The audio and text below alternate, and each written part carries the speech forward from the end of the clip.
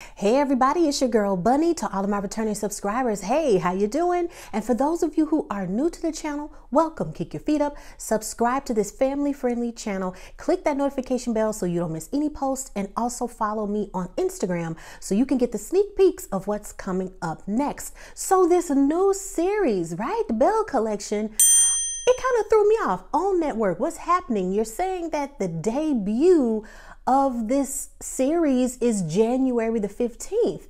And I posted the information on Instagram saying, hey, this is a new reality series that I'm gonna add to my channel's playlist.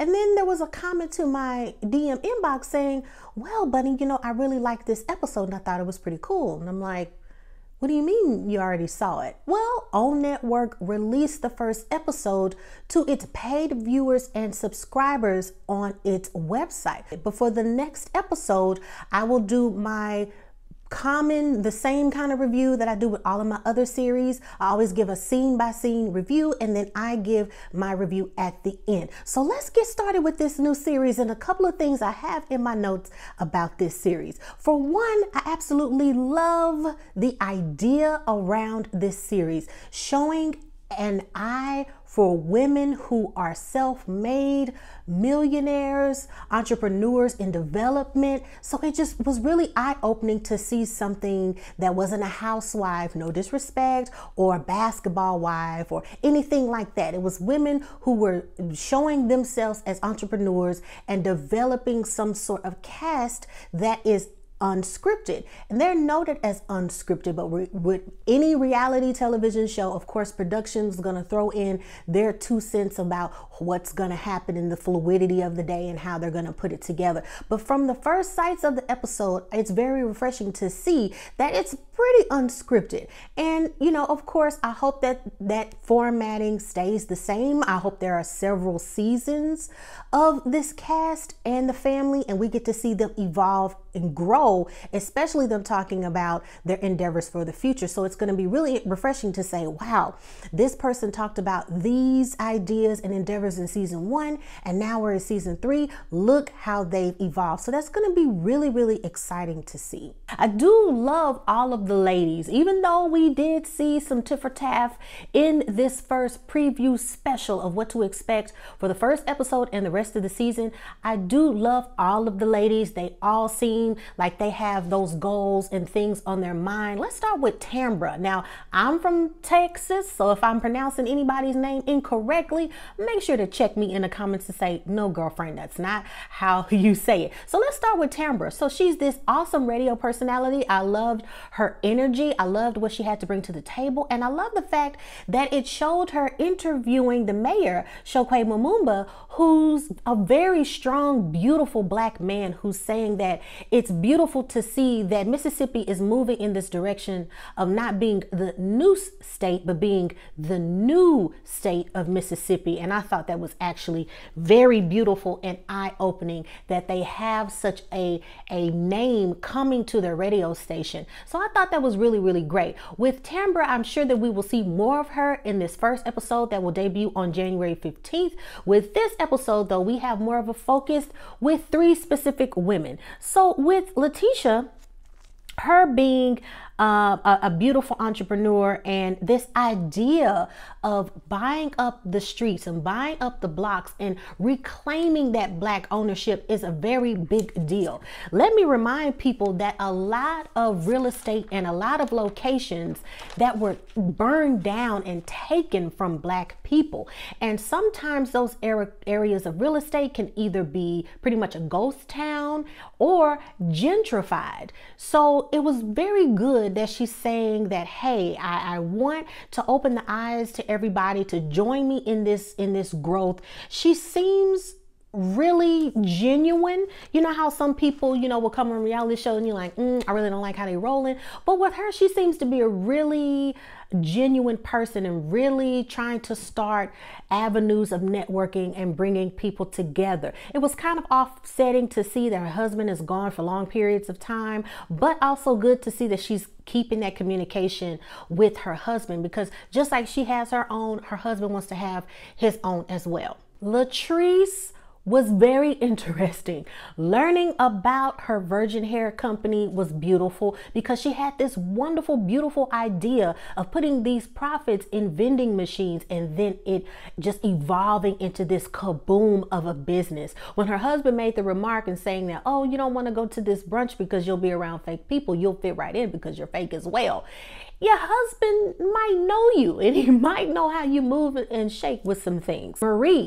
Marie, from the previews in my mind, I thought, I'm gonna love her. She has this big personality and she's saying, hey, I'm rich, I can get what I want. But when she made certain comments like, I don't need you to wine and dine me, I make money, saying that to her husband, it already let me know that, oh, it's gonna be some issues in the future because a man wants to know that he's needed. And if you're constantly telling your husband that he's not needed or you have what you want and you don't need certain things, don't be surprised, honey, if it's some issues in the future with him feeling neglected or not needed. It all has to do with roles and the way society is changing and women saying, I want my own career, I want to do this, I want to do this before I'm under this assumption to only be pretty much catering to a husband and nothing else. So it's showing this turn of dynamic in Western culture. And not only that, the dynamic of breadwinning and being in a marriage and a relationship. Antoinette, she's the dentist. It was good to see her. I can make a good guess that she was kind of like me, that being a Black child growing up in predominantly white learning environments, she seems as if she's that type. She seems as if she's had that exposure of being around different ethnicities growing in her learning environment. For her to say that she was the only Black female to graduate with her class, to graduate with her dentistry peers, lets me know that she has a different way. We can already tell she has a different way of speaking. Usually people say, oh, I can kind of tell, or you talk white, and I hope people don't blend in talking white as being an equivalent of talking Black, which is crazy, as ignorance. We have to get out of this habit of saying because you speak a certain way is talking white, because we're equating white with education and educated and being more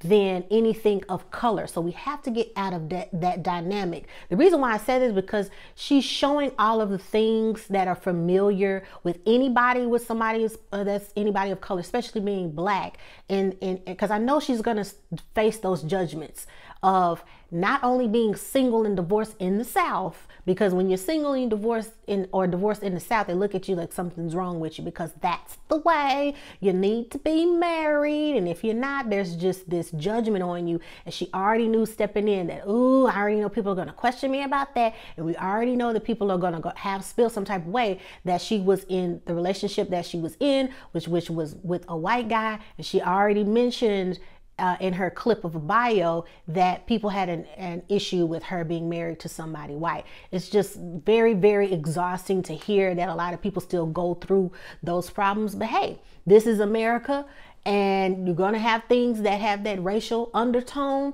racist grandparents and people who just don't understand that love is love. But I look forward to seeing more of her. It was so sad and offsetting that people already had in their mind, oh, it's this lady's brunching and it's gonna be messy, and they have their ideas of what it's gonna be before they even get there. The estrogen static per se in having a wall up before even getting there. Let's talk about this luncheon. Marie, you were so wrong. You were so wrong for having your weapon locked and loaded with the mission to go in there to really attack somebody about something that came to your purchase.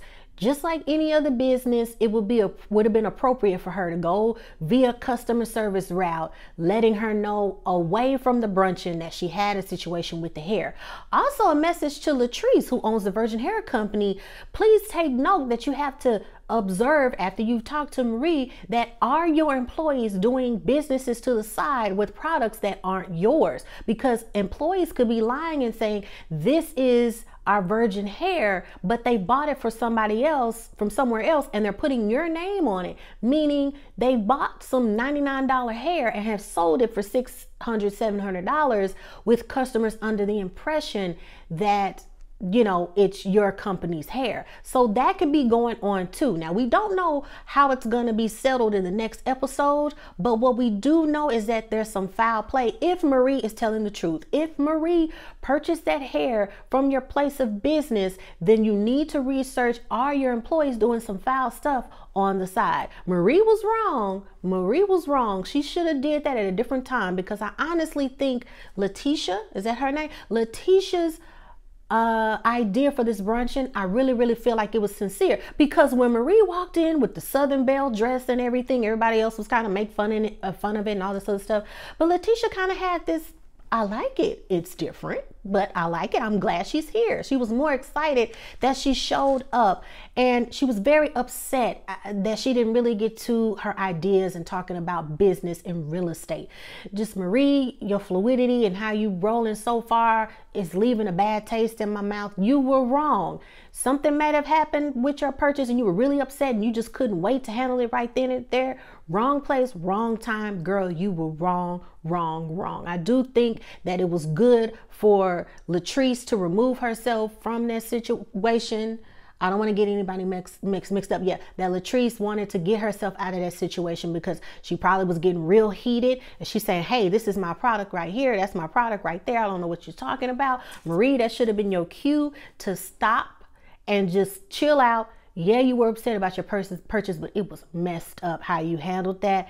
And, oh, girl, you're leaving that off, that bad taste in my mouth. I don't like it. Marie's attitude and personality and the way she's handling things this far, not to judge her, but a good guess would be that she has a lot on her plate, and hurt people hurt other people. It seems like when she lashed out to her about the hair, it was so much more behind that. Think about it. She's married, she has her children, and then she mentioned her grandchildren are there. Yes, you're doing a service, helping everybody, being the lead, being the breadwinner, and helping your family, but that's a lot. That is a lot. And you could tell she has a lot of bottled up anger, and there's a lot of other things that she's upset about. You're trying to expand, you're trying to do this business. It is a lot. And I really think that and hope that throughout this season that they address that as women and say, we have a lot on our plate. We're doing well, but we have a lot on our plate, because at the end, when it's all said and done,